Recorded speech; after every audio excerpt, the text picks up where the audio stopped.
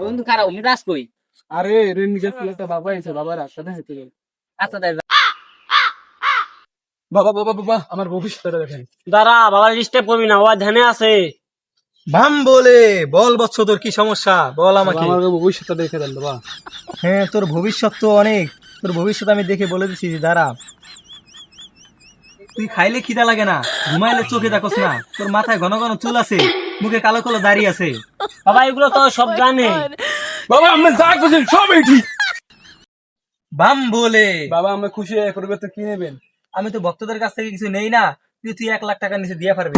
বাবা আমার কাছে তো এত টাকা নাই। না না, এক হইলে তো হইব না। বাবা আমাদের একটা গরু আছে, গরুটা বেচতেই না দেই। আমি যে আমার গেন্দার চেয়ে তাল পাতা না ভন্ডামি করেন, আমার গেন্দা তো কানতে আছে। বাবা আমি যেন তাল গাছের পাতা লাড়ি লিয়ে যেন ভন্ডামি করেন, এ ভালো মাসের পাল্লায় পড়লে দামের ভন্ডামি ছুড়ে দেব। চুপ থাক চুপ থাক, তুই কি আমার লোকে আমার বাপ মেরে দিবি? রে বন্ধু আজ কি তুই দেখাইছিস?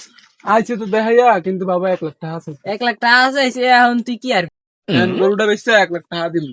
কোন বালের ভন্ড বাবা আইছে এখন দেখেন আইছে আমার আটটায় তো দেখেননি বাবা বিয়ে হইব কবে? এইবার তো বেজালা করে গেলাম, এইবার কি গো? এবার তো ভালো লোকের পাল্লায় পড়ছেন, এবার কো ঠেলা বোঝেন। তোমার তো বিয়ে হইব না। আমি আপনি কি করেন, আর মেয়ে লোক 5 বছর আগে বিয়ে করছি, আপনি কোন বিয়ে হয় ভন্ডামি করে?